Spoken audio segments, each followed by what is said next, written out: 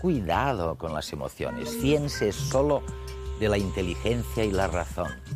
Bueno, este ha sido el discurso de los últimos 2000 años. Y ahora viene la ciencia y dice, no es verdad, sin emociones no se puede ni vivir ni decidir. En redes, en unos instantes, verán por qué.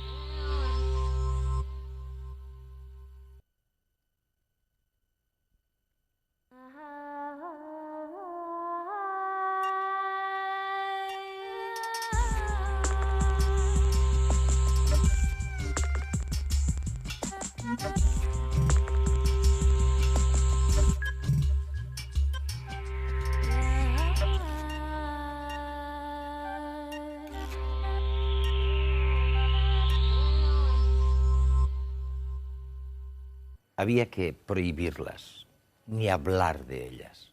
Lo importante era la lógica y la razón.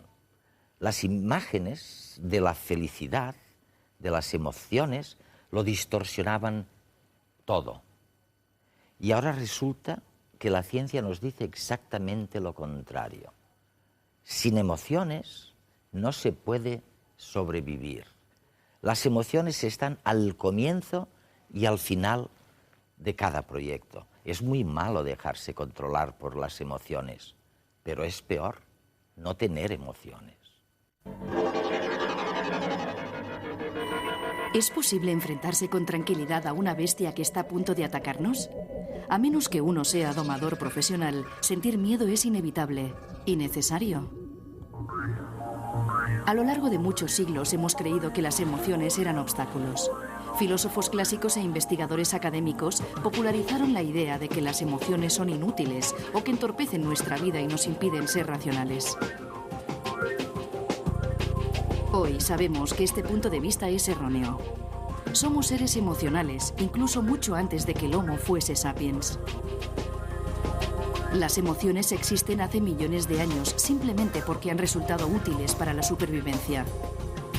Vivir sin ellas es una sentencia de muerte y la ciencia lo comprende cada vez mejor. Experimentamos emociones cuando sentimos que algo importante nos está sucediendo o puede suceder. Gracias a la reacción emocional, nuestro cuerpo y nuestra mente se preparan automática e involuntariamente para responder a esta situación de la mejor manera posible. El miedo, por ejemplo, tonifica nuestros músculos para correr con más fuerza y enfoca nuestra mente solo hacia la fuente del peligro o hacia las posibles vías de escape, excluyendo todo lo demás. La alegría ante un hecho positivo nos condiciona a intentar repetir esa situación favorable en el futuro. Y la repugnancia nos impide comer alimentos en putrefacción por más que estemos famélicos, evitando así una infección. Las emociones afectan nuestra manera de ver y pensar el mundo. ¿Pero lo hacen negativamente? Está demostrado que las emociones influyen en la atención, en la memoria y en el razonamiento lógico. Veamos cómo. Suele decirse que las emociones nos distraen. Sin embargo, su efecto es justo el contrario. Las emociones nos apartan de un pensamiento determinado solo para hacernos prestar atención a otro que emerge como más importante. Nuestro cerebro no está hecho para recordar el 100% de lo que se le presenta.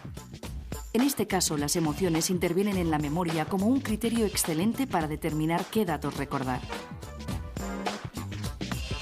Creemos que las emociones son perjudiciales a la hora de tomar decisiones. Sin embargo, algunas decisiones podrían tornarse en disquisiciones eternas. En estos casos, resulta más eficaz que intervengan las emociones para poder ser expeditivos.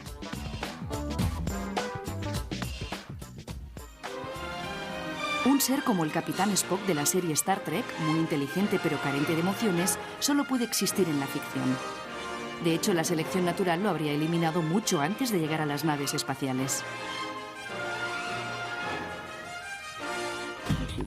Hoy en día ya no convivimos con fieras salvajes, pero estamos habituados a coches que parecen conducidos por bestias. Necesitamos emociones no solo para sobrevivir al tránsito de la ciudad, sino también para tomar ciertas decisiones de manera eficaz, para comunicarnos y comprender a otras personas, y en definitiva, para asegurar la transmisión de nuestros genes.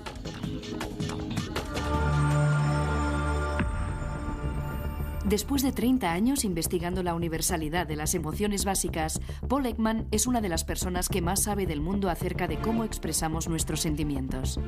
En redes viajamos hasta San Francisco en busca de sus hallazgos, que hoy en día se emplean en campos como la detección de mentiras o las películas de animación.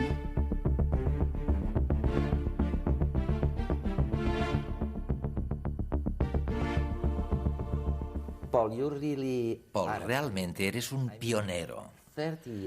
Hace 30 años a nadie le importaban las emociones y todavía menos las expresiones faciales de las emociones. Seguramente nadie se había ocupado desde Darwin y William James. Y tú llevas trabajando en esto 30 años. En realidad, 40 años. 40 años. El primer artículo que escribí fue en 1957.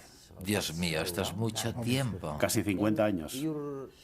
Y realmente, lo que la gente siempre recordará es que en contra de lo que casi todo el mundo pensaba, tú sostenías que las expresiones faciales, la sorpresa, la ira, el asco... Eres bueno. Debería fotografiarte. Bueno, tú dices que son universales estas caras. Sí, empezamos pensando que no lo eran. Yo estudié a finales de los 40 y principios de los 50, cuando todo el mundo estaba muy influenciado por el punto de vista de Margaret Mead sobre el impacto cultural. Lo importante del comportamiento social era producto de la cultura, y era una visión de la naturaleza muy poco probable. Éramos como una tabula rasa, e incluso se creía que había culturas que no tenían ninguna emoción. Las expresiones no existían porque eran un invento cultural, y yo también creía en esto. Y no acababa de creérmelo.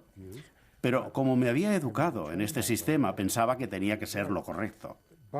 Pero conseguí que me financiaran un proyecto en el que tenía que investigar si las expresiones y los gestos eran universales o específicos de una cultura. Yo empecé pensando que demostraría lo que decía Margaret Mead, pero lo que encontré era justo lo contrario. De manera que soy un científico cuyos descubrimientos han cambiado mi forma de pensar. Pero resulta que son innatos y que ocurren en todas partes. Está claro que no podemos estudiar todas las culturas.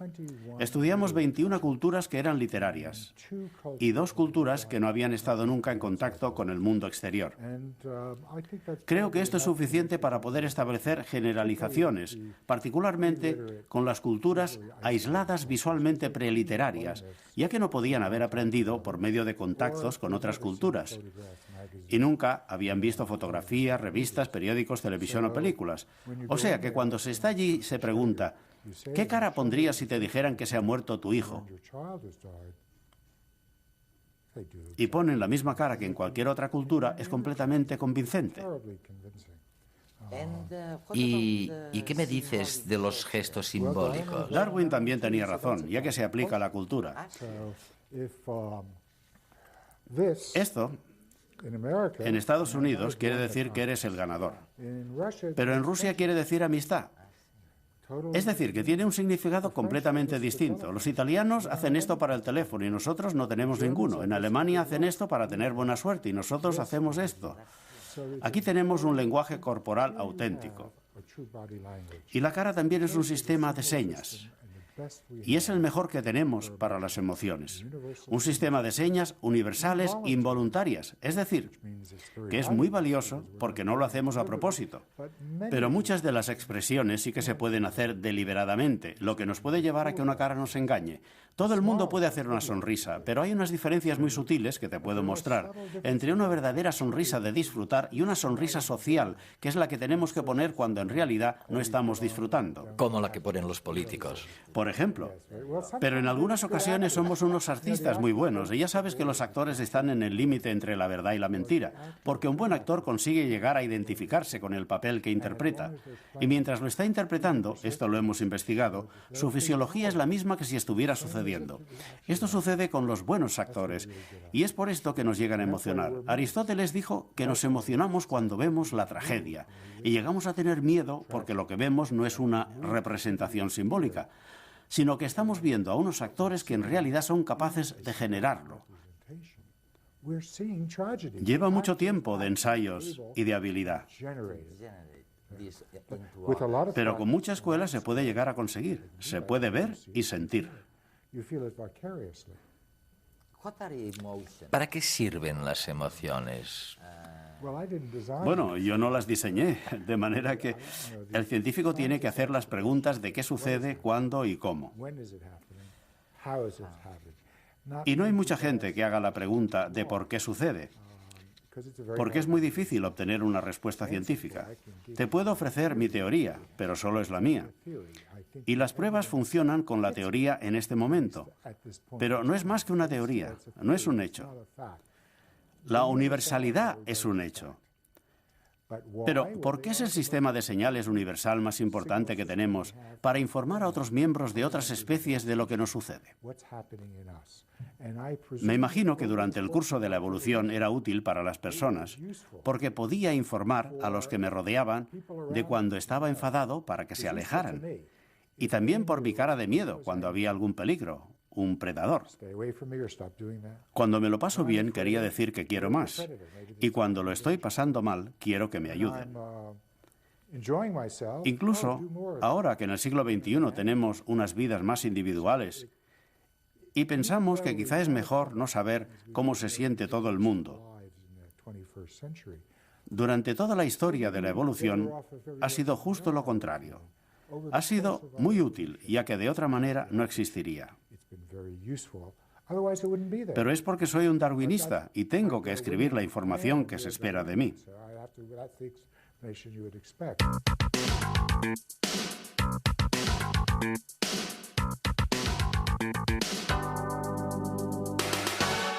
Los políticos hablan a los ciudadanos y por lo tanto necesitan encontrar un discurso que les permita llegar y ser recibidos de la mejor manera posible, ¿no? Por eso los políticos intentan encontrar empatías emocionales, sintonías emocionales que permitan después ser como una especie de puente hacia las nuevas ideas o hacia los mensajes políticos, ¿no? Sin este puente emocional es muy difícil hacer política hoy, ¿no? Y para ese puente emocional, el conjunto de recursos de imagen, gestos, movimientos, posturas, tono, timbre, son determinantes, ¿no? Porque las emociones se construyen así, ¿no? Con movimientos, con gestos, con tonos de voz.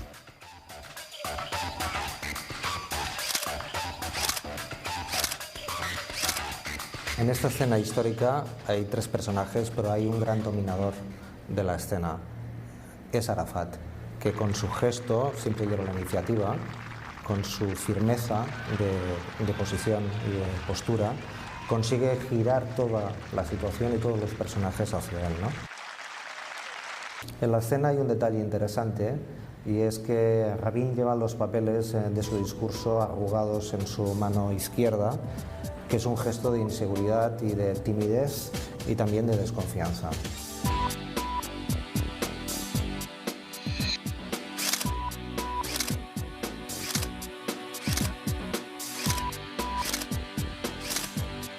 En esta escena, Franco se dispone a agradar a Hitler.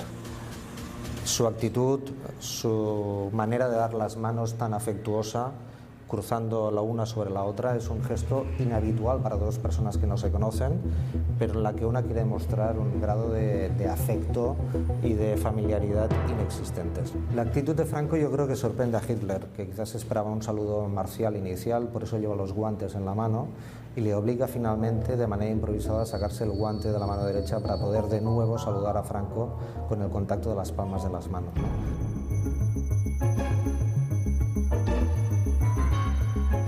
En su intención de agradar, Franco es consciente de la gestualidad militar hitleriana, ¿no? Tiene el brazo permanentemente a punto, está totalmente rígido, dispuesto a saludar marcialmente a las tropas alemanas como se merece la situación histórica, ¿no?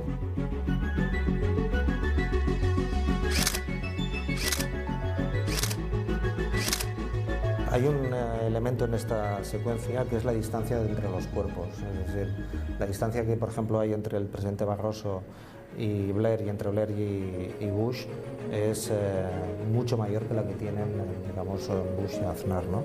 Las distancias, digamos, en la posición de una fotografía marca también los grados de proximidad y de sintonía. La secuencia también nos ofrece la sonrisa de Aznar, ¿no? No es tanto una sonrisa, sino una posición facial de máscara, de protección y de distancia respecto a cualquier situación que le permita protegerse, ¿no? Paul, si existe de veras una expresión facial ideal que exprese la agonía y la tristeza, ahí la tenemos, ¿eh? Sí, es muy intensa y probablemente no podría serlo más. Pero si pensamos en las circunstancias de esta pobre mujer, se acaba de enterar de que habían encontrado el cuerpo de su hijo, un adolescente. Durante meses se había dado por desaparecido, pero ella todavía tenía esperanza de encontrarlo vivo. Sin embargo, lo habían secuestrado, torturado y matado. Ella tiene, como la tendría cualquier madre, una angustia tremenda. Y por supuesto no hace falta entrar en los pequeños detalles. Cualquiera puede verlo, ya que todo está marcado en su cara. Las cejas que se levantan en ángulo. Este es el signo más fiable de la tristeza. También se puede ver cómo las mejillas se levantan y los labios están estirados y arqueados, como si estuviera gritando. Yo creo que en este momento estaba llorando y la barbilla también está elevada. Podemos ver también aquí una versión reducida de su cara, que debe ser un familiar o alguien que pasaba. Incluso esta imagen hace que nosotros también nos pongamos tristes, ya que el mensaje, la función de la angustia, es decir, que se necesita ayuda y que alguien nos conforte. En este momento está desesperada. Y después te enseñaré también el signo sutil que señala el comienzo de la angustia, o que se la está intentando esconder, pero aquí está completamente desarrollada y descontrolada. Veamos estos detalles que muestran la tristeza cuando ya ha empezado, pero todavía no es evidente.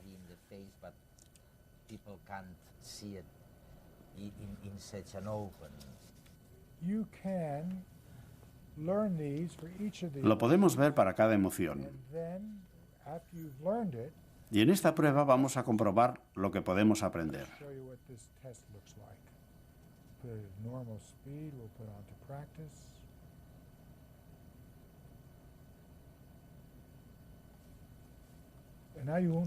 Ahora aparecerá una imagen, pero yo no sé cuál es.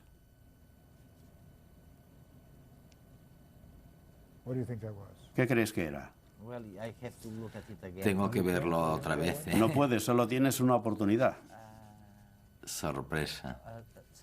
Sí, tienes razón. Muy bien. ¿Quieres verlo otra vez?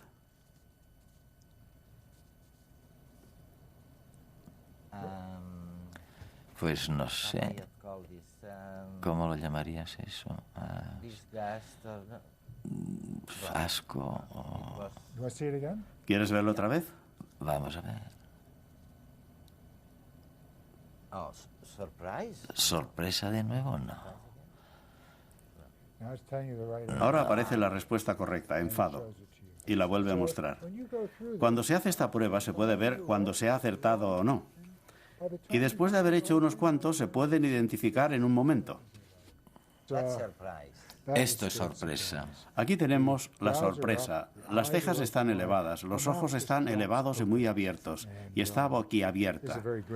Esta es una fotografía con mucho grano de un periódico. El fotógrafo no esperaba tomar la foto de una mujer cayéndose. Estaba haciendo acrobacias en lo alto de un edificio y él la estaba enfocando cuando ella perdió el equilibrio y se cayó. Obtuvo un premio de fotografía y, por cierto, ella sobrevivió a la caída.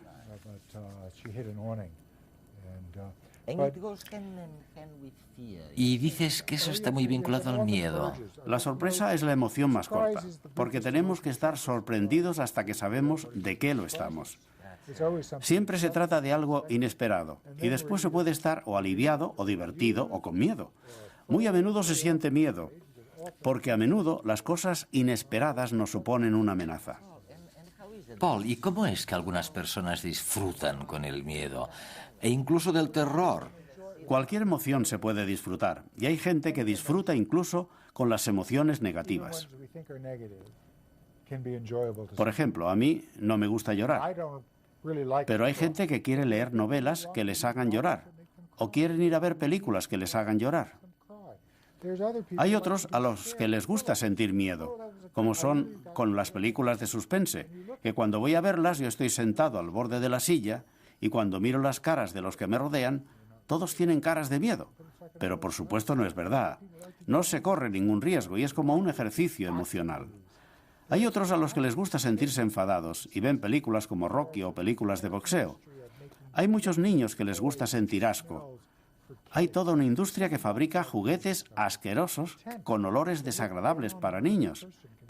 Y también hay adultos a los que les gusta sentir asco. También hay a quien le gusta sentir desprecio o sentirse superior. Hay gente a la que no le gustan las sorpresas y si les organizas una fiesta sorpresa te dicen no se te ocurra volverlo a hacer. No me gustan las sorpresas, me gusta saber qué es lo que va a pasar.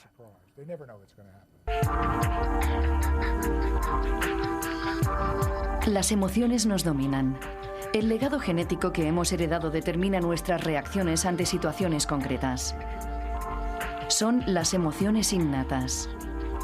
Sin embargo, a lo largo de nuestra vida también aprendemos a emocionarnos ante determinados estímulos y estos quedan grabados en nuestro cerebro. Es la memoria emocional, un resorte que se activará en situaciones concretas.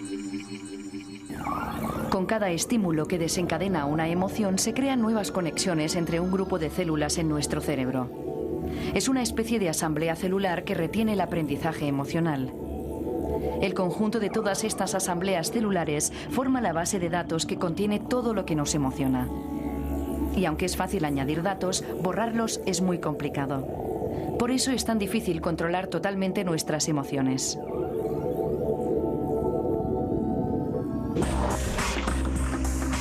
Este proceso se produce de manera inconsciente a un nivel cerebral muy primitivo. Incluso animales como la mosca de la fruta o los caracoles experimentan este tipo de aprendizaje emocional.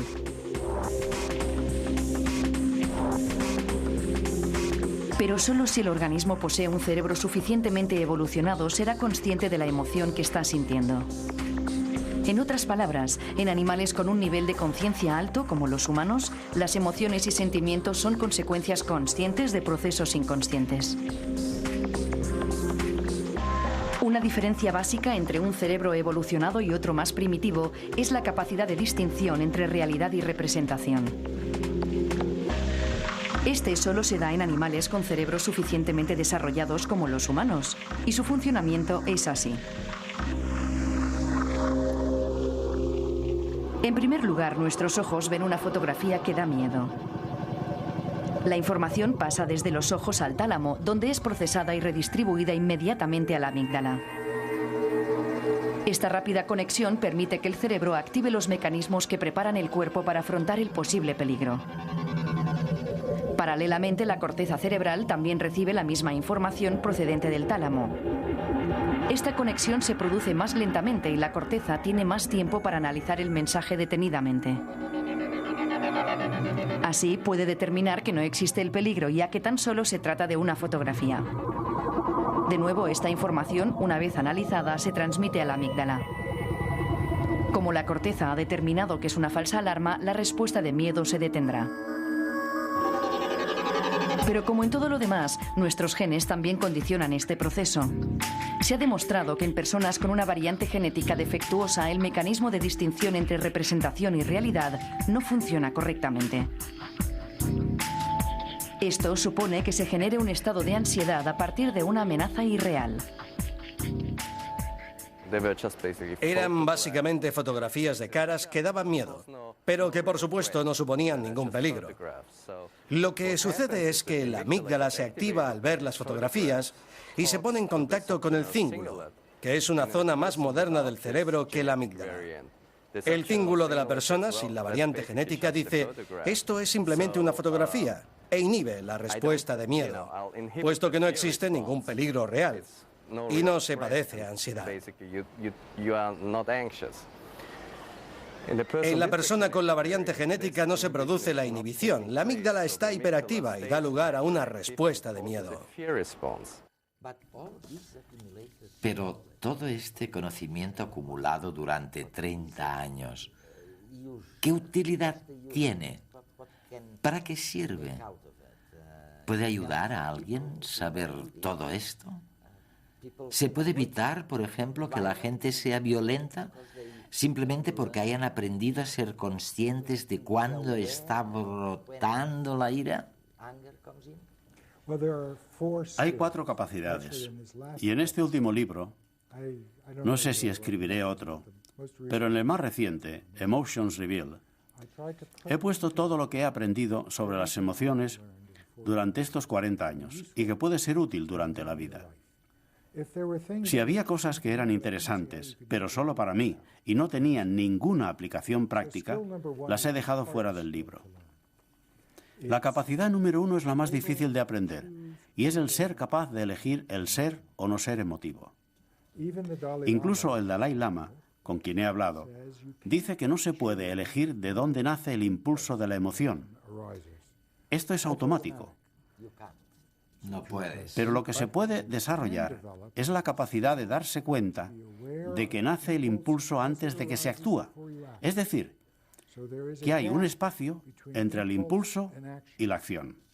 En casi todos nosotros este espacio es muy pequeño, pero se puede ir ampliando para adquirir esta capacidad, aunque sea en ocasiones para decir, no quiero responderte con enfado a tu enfado, o voy a hacer esto y no me va a superar la sensación de miedo. Es duro, porque se está actuando en contra de la naturaleza, ya que no quiere que haya interferencias en ese punto. En la vida cotidiana todo eso es muy difícil de aprender, ¿no? Pero si se quiere, se puede. El primero es el más difícil, y la capacidad segunda es cuando se está emotivo, pero se puede elegir cómo es el comportamiento cuando se está emotivo. Me enfado con mi mujer. Regreso del trabajo y me dice que por qué me he vuelto a olvidar de hacer la compra. He hecho la compra y está ahí. ¿Por qué se enfada?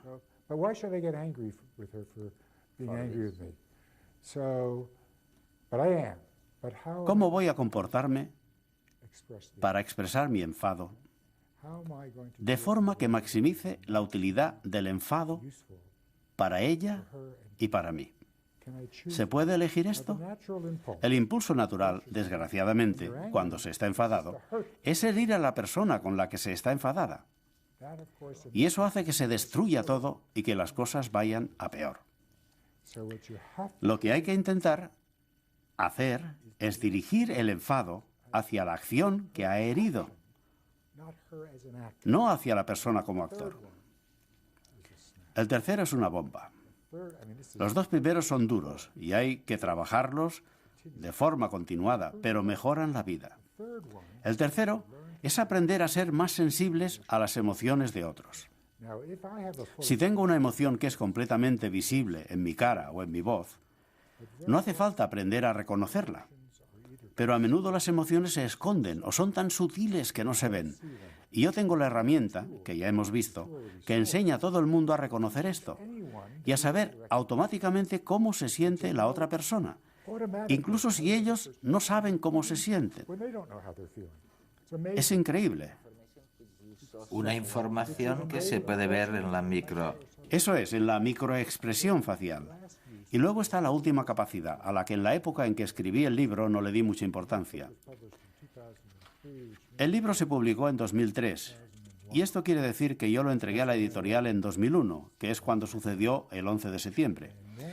Y en la actualidad trabajo casi por completo y aplico mi trabajo a la seguridad nacional, para intentar disminuir el número de errores que se cometen cuando se hacen los interrogatorios y las investigaciones, y para aumentar la exactitud.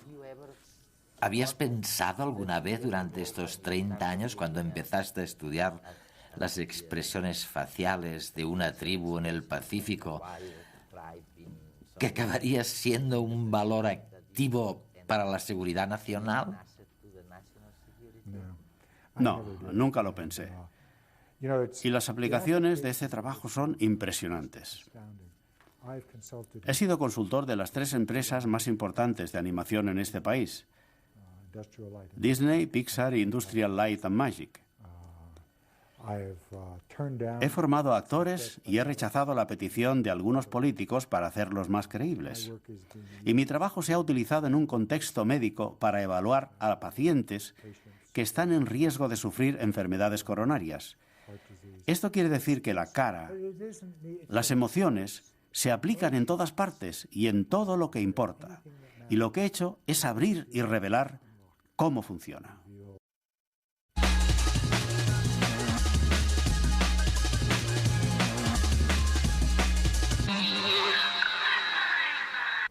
Las manías controlan su vida.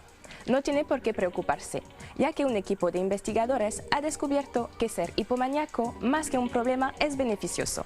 Por ejemplo, las personas tiquismiquis y con altibajos emocionales suelen ser las más creativas en el trabajo y en su vida social.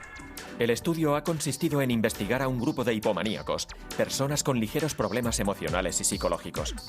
Se trata de una patología que no llega a la consulta de los expertos, pero que puede limitar la vida cotidiana. Son gente entusiasta, hiperactiva y con una curiosidad casi infinita en muchos ámbitos. Los psicólogos aseguran que este carácter comparte cierta base genética con la de las personas que padecen trastorno bipolar, o sea, que pasan de la euforia a la depresión con mucha facilidad y sin causas aparentes. Las puntas de energía en muchas ocasiones van acompañadas de momentos de inspiración artística. Es decir, que este frenesí en los estados de ánimo puede acabar siendo productivo desde el punto de vista laboral. Muchos de los grandes hombres de la ciencia y el arte eran hipomaníacos. Igual que nos atrae un bar lleno de gente pasándoselo bien, a los abejorros les atraen las flores más concurridas. Al menos eso es lo que indica un ensayo realizado en Arizona. La peculiar investigación demuestra que los insectos son capaces de aprender pautas de comportamiento de sus vecinos más cercanos. En el ensayo había 2 grupos de flores, unas verdes artificiales y otras naranjas naturales. Tras varios meses de observación, se ha constatado que los abejorros que vieron a otros buscando alimento en las flores artificiales tenían el doble de probabilidades de escoger dichas flores por encima de las naturales cuando llegaba su turno de alimentarse. Así pues, se trata de la primera demostración de que los insectos pueden aprender a través de la simple observación de la conducta de otros insectos. En cambio, los abejorros, que no tuvieron el ejemplo de un grupo anterior, se decantaron por las flores naturales a la hora de buscar alimento. Para asegurarse de que los abejorros que espiaban a sus congéneres no estaban influidos por ninguna señal olfativa, en una segunda etapa se utilizaron unos insectos trampa hechos de resina y los resultados fueron los mismos. Dicen que la música amansa a las fieras. Ahora, un equipo de cardiólogos asegura que una melodía puede ser beneficiosa a la hora de tratar algunas patologías cardíacas. Además, oír música reduce los niveles de estrés y ansiedad. La conclusión es que el entrenamiento musical puede ser útil en el tratamiento de enfermedades cardíacas o ictus. El ensayo se ha realizado con una treintena de voluntarios a los que se controlaba la presión arterial y la respiración mientras escuchaban diversas composiciones musicales. El objetivo era relacionar ritmos y melodías con la respuesta fisiológica que presentaba cada individuo. El ensayo concluye que es el tempo musical, más que el estilo, lo que ayuda a controlar algunos parámetros biológicos. El tempo influye positivamente sobre los niveles de estrés y ansiedad que presentan los candidatos. La investigación muestra que la música más rápida, así como los ritmos más complejos, aceleran la circulación arterial y la frecuencia de respiración. En cambio, las piezas más suaves tienen el efecto contrario. Si está a punto de regalarle un perro a su hijo, piénselo 2 veces. Una conocida marca de videojuegos japonesa les propone la mascota ideal. Se trata de un perro que no se come los muebles, no mancha ni huele. Ahora ya no tendrá excusas para aumentar la familia con un animal de compañía virtual. La idea corre a cargo de la multinacional Nintendo, que ha decidido crear un programa de adiestramiento de mascotas. Se trata de lo último en simuladores de animales y es un paso más evolucionado y real que los tradicionales Tamagotchis. Es pues un juego de videoconsola en el que el jugador decide el grado de implicación que quiere tener con su mascota virtual. Nada más comenzar la partida, el jugador puede elegir la raza del animal y el nombre al que responderá desde el primer momento. Luego comienza el verdadero desafío, ya que se trata de demostrar la pericia a la hora de educar al cachorro. Las órdenes las cumple gracias a un sofisticado sistema de reconocimiento de voz. El juego funciona como cualquier mecanismo de videojuego. Gracias a un lápiz óptico, los jugadores pueden educar, jugar o acariciar a su mascota. Eso sí, si decides sacar al perro de paseo y el can no te hace caso, el juego te penaliza y deberás volver a empezar de cero, hasta que su educación sea exquisita.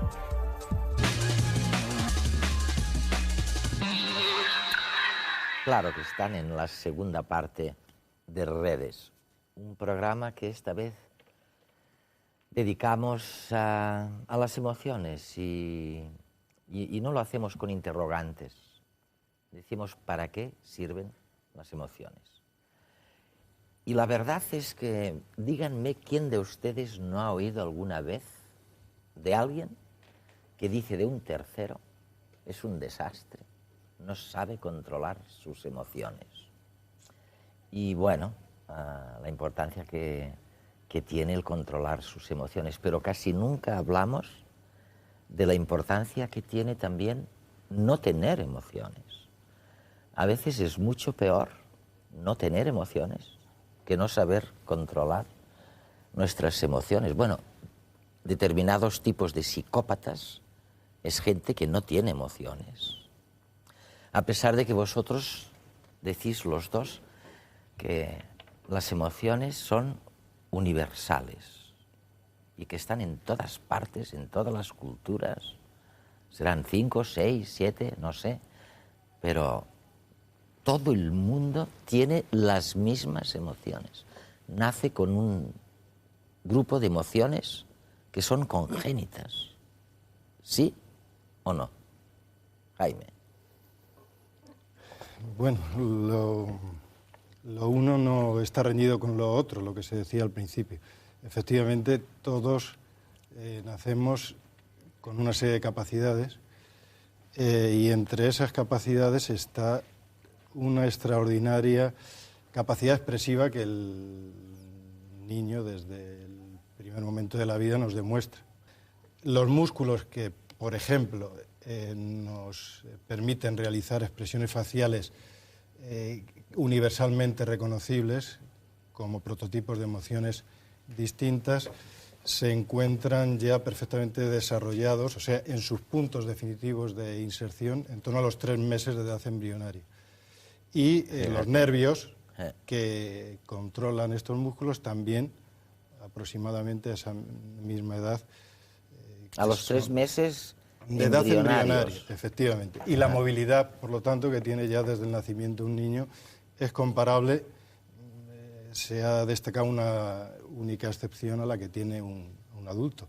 Pero no solo eso, es que cuando el niño se encuentra en situaciones determinadas, los diferentes músculos que podrían definir una variedad prácticamente indefinida de gestos se combinan dando lugar a prototipos de respuesta que en algunos casos veríamos lo semejante que es a la que tiene un adulto en una situación natural, no cuando somete a control voluntario una... O sea, José María, que parece que tienes razón cuando yo te he oído decir por ahí que las emociones son universales, como Ekman, ¿no? Que dice, oye, cualquier cultura, y tú has estudiado unas cuantas.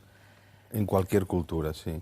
Lo que ocurre es que, en cierta manera, Eduardo, aquí nos encontramos con uno de los límites del lenguaje y no estaría mal que los que trabajamos en esto, te lo digo para animarte también, Jaime, sin ningún complejo acuñáramos los neologismos necesarios para referirnos a otras dimensiones existenciales, ¿no?, del ser humano. Entonces, a partir de mi observación, yo estoy llegando a la conclusión que por un lado están las emociones, lo que ahora estamos hablando, ¿no, Eduardo? Las 6 o 7... Yo creo que tenemos 7, de Darwin, no más. Vamos, sí. Digamos algunas, recordemos algunas. Pues, por ejemplo, la rabia, la tristeza, el miedo, el éxtasis místico, también entra dentro de las emociones básicas. ¿La repugnancia? No, la repugnancia no. ¿No? Darwin la citaba. Pero yo no. Como una básica, sí. Entonces, yo, por ejemplo, lo que estoy observando es que por un lado están las emociones, ¿no?, que son formas genéticamente determinadas o dadas de respuesta a estímulos que nos llegan del entorno. Entonces, en este sentido, las emociones son universales. Todo ser humano, y probablemente también los mamíferos superiores, en esto son casi iguales a nosotros, tienen estas formas de respuesta genéticamente dadas, y cada emoción, por tanto, tiene un correlato fisiológico claro, además, donde hay que los biólogos fueron los primeros que ya hace más de 30 años empezaron a estudiar las emociones sin ninguna duda, digamos, concretando mucho. Sí. Por otro lado, claro, yo como antropólogo dije, pero ¿qué pasa, no? Porque en unos pueblos parece que las personas sienten cosas y lo expresan, que son casi intraducibles a otras lenguas. Hay toda una terminología de cosas que uno siente en catalán, en castellano, en alemán, en shuar, en chino, que son prácticamente intraducibles, pero no las emociones, que las palabras que cada pueblo usa son parecidas. Son casi literales. Oye, dime una ¿no? cosa que los alemanes no tienen vocablo para ello, por ejemplo. Pues, por ejemplo, el orgasmo. O sea, y para mí es una de las 7 emociones fundamentales, el orgasmo. O sea, como experiencia emocional, ¿no? Darwin tampoco la mencionaba esta, ¿eh? No. Tú vas por libre. Bueno, no, pero hay algún autor que dice, por ejemplo, alegría, sí. Que conlleva la afiliación, en algunas teorías iría, digamos, encaminada a largo plazo a la reproducción. Hay un Oye, os voy a pasar un reportaje sobre las expresiones faciales de todo esto que me estáis hablando, porque me parece interesantísimo, ¿no? Las expresiones faciales son un lenguaje muy importante en el campo de la animación, porque permiten al espectador intuir las emociones de sus protagonistas. Sin embargo, el mundo de la animación nada tiene que ver con el real, o al menos así lo creen un equipo de psicólogos de la Universidad Autónoma de Madrid. Esa relación entre expresiones faciales y emociones, tan obvia en los dibujos animados, no tiene por qué darse en personas reales como nosotros. Según el diseño del personaje en cuestión, sus rasgos de la cara están sintetizados en un triángulo que refleja esa expresión que quiere dar en ese momento. Por ejemplo, en el caso de la Beth, y en este caso concreto, por ejemplo, si la queremos enfadar, pues sería una cuestión de ajustar la forma de las cejas y la forma de la boca para así lograr, pues, una expresión determinada. Si esto sale bien, demostraremos que bajo el hielo de la Antártida hay vida. En el personaje de Beth, es decir, nos hemos referido a cuatro expresiones principalmente. Estas son triste, alegre, enfadado y asustado o asombrado. Con la combinación de estas expresiones es que conseguimos que ella, pues, emita al espectador, pues, determinados sentimientos. ¡Es alucinante! ¡Científicos de buen corazón!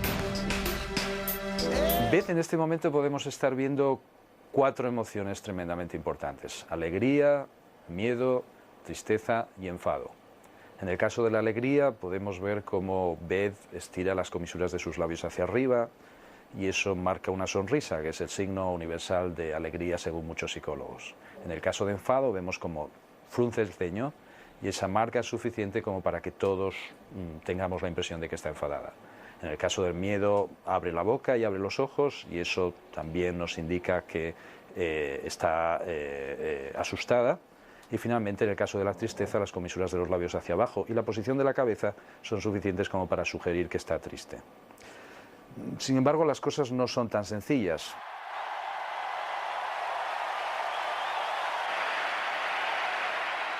Este es un caso típico, es una atleta española, acaba de comprender que ha ganado una importante competición, ha logrado una medalla histórica. Su expresión es todavía ambigua, es una expresión que carece realmente de significado, hasta que en un momento determinado reconoce a alguien entre el público, y es justo en ese momento cuando nos encontramos con la expresión de alegría que se considera prototípica y técnicamente correcta. Medalla de plata para Carolina Pascual. Su expresión no solamente está relacionada con la emoción que sin duda está sintiendo, sino con el reconocimiento social. Normalmente cuando un lego habla sobre los toreros o piensa sobre los toreros, se imagina que está sintiendo miedo.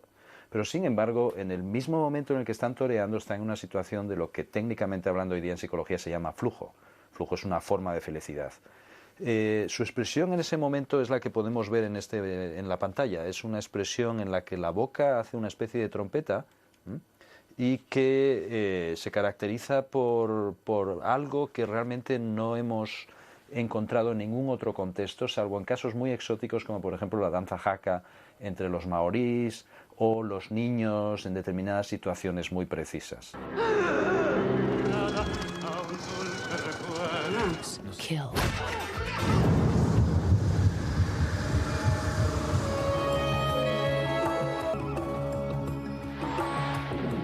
Se entiende que las expresiones faciales son un repertorio limitado, un repertorio categorizado que comprende unos pocos gestos y por otra parte que se vinculan también con un conjunto muy limitado de emociones que se llaman emociones básicas como alegría, miedo, tristeza, ira, sorpresa.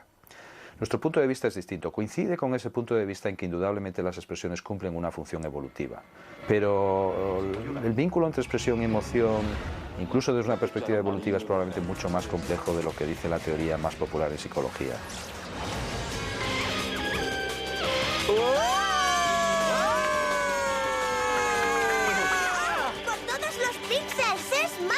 En último término, lo que nos estamos planteando es hasta qué punto realmente se puede explicar la expresión y la emoción de una forma simple, de una forma evidentemente muy gráfica, muy atractiva, que sirve, por ejemplo, para el diseño de personajes en los dibujos animados, pero que quizás no responde exactamente a lo que ocurre en los seres humanos.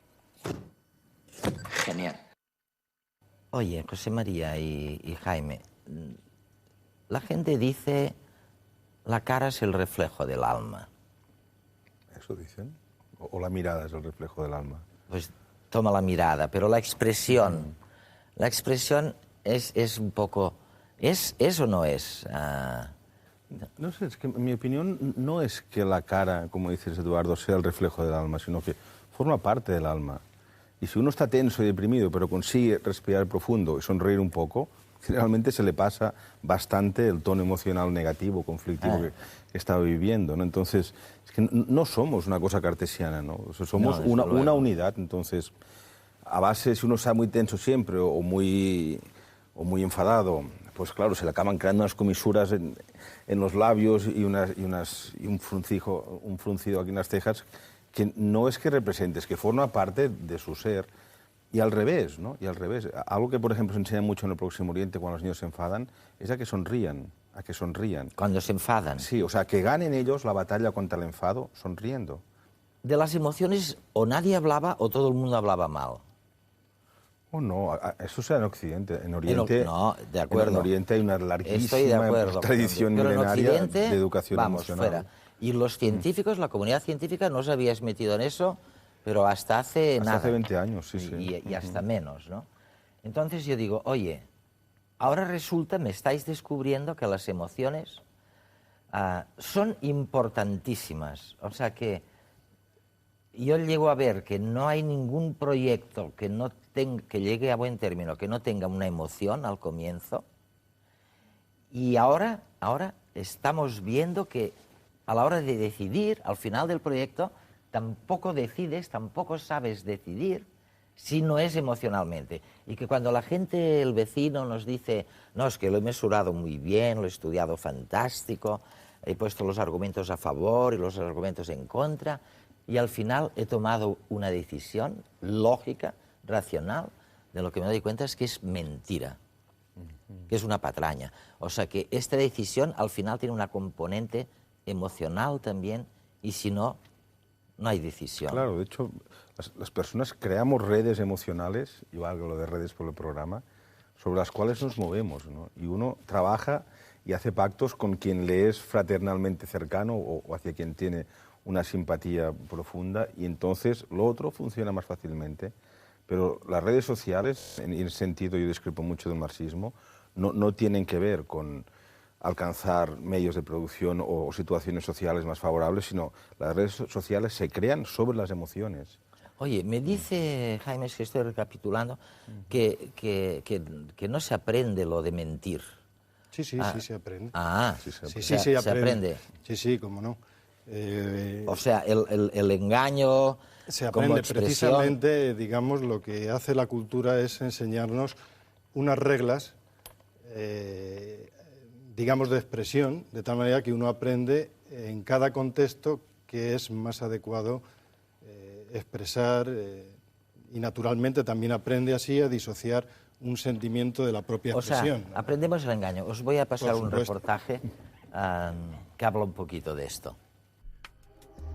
¿Qué expresa el cuerpo del otro? ¿Nos transmite la misma emoción con su rostro y con su cuerpo? ¿Somos capaces de detectar el engaño cuando observamos la expresión corporal? ¿Qué sucede en nuestro cerebro cuando nos engañan? Hasta ahora las emociones han sido estudiadas a partir de la expresión facial y de forma estática.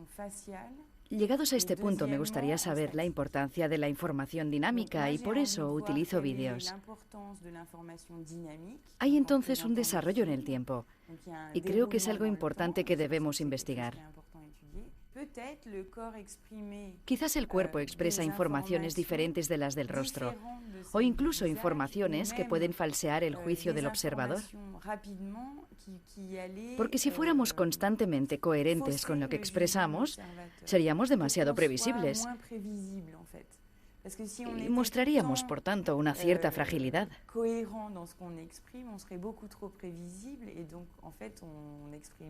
Lo que queremos ver realmente es cómo manifiestan los demás sus emociones e intenciones mediante la expresión corporal. Para eso eliminamos en los vídeos la expresión facial, ocultando la cara de los actores. En el estudio sometemos a escáner a varios sujetos, es decir, observamos lo que sucede en su cerebro mientras visionan pequeñas películas donde ven a un actor levantar una caja.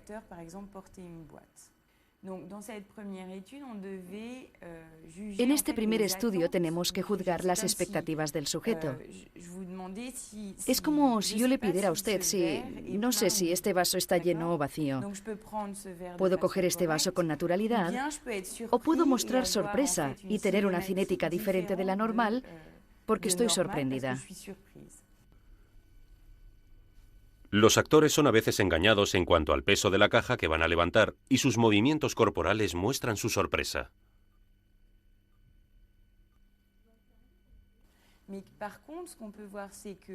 Lo que vemos es que tanto la amígdala como el córtex cingular anterior son regiones cerebrales específicas en la detección de la mentira. Y esto es lo realmente importante, detectar la mentira en el comportamiento no verbal del prójimo y no otro tipo de intención. Y a partir de estos resultados comenzamos a hacernos preguntas sobre la intención social frente al hecho de ser víctima del engaño. Para ello introducimos a los propios actores en el escáner mientras visionan los vídeos. Les pedimos que detecten si su comportamiento no verbal refleja el hecho de que el experimentador les mintió en el momento de la grabación. Es decir, si fueron víctimas de la mentira o si lo fue otro. Y lo que demostramos es que la amígdala está mucho más activa cuando el observador es el mismo, blanco del engaño. La amígdala estaría más implicada en esa detección de peligro implícito en la mentira que en el juicio de una intención social en general. Otra de las cosas que observamos es que somos poco hábiles a la hora de detectar la mentira en el otro. Es un hecho muy bien conocido en la literatura especializada y constatado concretamente por Ekman y por Frith al estudiar en profundidad la mentira en psicología social con jueces o policías. Cuando miras a la vida normal, te dicen 2 ven mejor que 1. Bueno, inventamos la institución del jurado porque se supone que 6 o 4 deciden mejor que 1. Y luego, sin embargo, cuando veo lo que pasa a mi alrededor, o sea, cuando veo las emociones, no las individuales, solas, sino las emociones grupales, las emociones colectivas, te das cuenta de que la emoción, la reacción colectiva no tiene nada que ver con la suma de las emociones individuales. Es otra cosa. 2 más 2 no son 4 en temas de emociones. ¿Cómo los llamas? Los de el Amazonas, este pueblo que tú has estudiado tanto. Los Shuar. Los Shuar. O Rachuara. Eso. Oye, sí, esos son dos ¿tienen emociones grupales ellos? Claro que tienen. No grupales, colectivas. Colectivas. ¿No? Y, de todas formas, ahora que lo mencionas, Eduardo, yo lo pondría en otra categoría de experiencia subjetiva, ¿no? Porque es cierto esto que dices y muy cierto, que a veces y con frecuencia, las emociones que individuos en concreto sienten no se corresponden con la expresión emocional colectiva del grupo al que pertenece el individuo, ¿no? Entonces, y en esto sí es cierto que hay algún tipo de resonancia, que yo creo que los científicos no sabemos casi nada o absolutamente nada de esto. Hay algún tipo de resonancia, no sé cómo llamarle, resonancia emocional, por usar esta expresión sabiendo que es incorrecta, ¿no? Que arrastra a los individuos, ¿no? Es decir, yo nunca he conseguido disfrutar de verdad viendo un desfile militar, por ejemplo, pero he estado en desfiles militares y he sentido dentro mío como algo que me arrastraba con toda la masa de personas que había a mi alrededor, ¿no? Y no es un espectáculo que yo disfrute ni me apetezca ni gaste tiempo en ir, ¿no? Entonces, hay algo de esto, ¿no? Y digamos, y una gran experiencia, incluso para los no aficionados al fútbol, por ejemplo, es ir a ver un partido de máxima intensidad, que aunque no entiendas de normas de fútbol, aunque no seas partidario de ninguno de los equipos, pero hay algo en el colectivo de carácter emocional que desde luego arrastra. Y en otras sociedades, ya que los mencionabas, por ejemplo, entre los Shuar, las personas se provocan las emociones que ellos necesitan, o sea, aprenden a usarlas en beneficio del momento. Entonces, cuando una persona tiene que ir a vengarse de otra, por ejemplo, que a lo mejor ni conoce, porque es una venganza que venía del abuelo, del otro que mató a mi abuelo, y yo en algún momento de ir a devolver esta afrenta, porque si no mi familia va a quedar en ridículo, en fin. Y a lo mejor me toca ir a matar a alguien que nunca he visto, con lo cual no puedo sentir odio hacia aquella persona, ¿no? Aparte de una cosa pues, familiarmente adquirida, pero saben cómo hacerlo para generarse la violencia necesaria, el estado de agresión necesario, incluso el odio. Jaime, ¿qué me decís los psicólogos de este tema? De los conflictos. Coincidir. Lo que ocurre es que tenemos que, digamos, matizar, ¿no? Hay un fenómeno muy elemental que es el contagio emocional. Esto es, las emociones tienen una naturaleza y una función social. Y, digamos, el hombre tiene una naturaleza social, o sea que es gracias a las emociones que desde que nace puede establecer una comunicación y esto no se pierde, sí se aprende con la cultura a modelar, a engañar, etcétera, pero hay fenómenos que le trascienden a uno y que se imponen fenómenos más primitivos y automáticos como es el contagio, que fácilmente se suscita pues, por la simple visión de otra persona, y más si es un conjunto de personas compartiendo una misma emoción e ilustrándola en el rostro. De forma automática nos contagiamos. Pero se agranda y sale algo distinto, a lo mejor más venenoso, más dogmático. O más grandioso. O más grandioso. Lo tenemos que dejar aquí, pero seguiremos sobre el mismo tiempo y sobre el mismo tema en próximas semanas.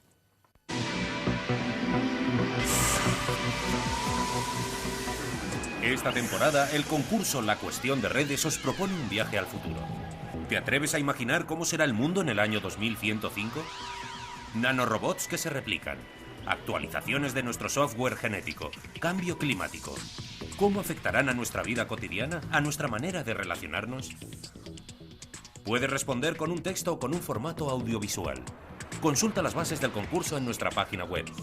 Atrévete a ser creativo sin olvidar el rigor. Nuestros horizontes se amplían exponencialmente. ¿Cómo te imaginas el mundo dentro de 100 años?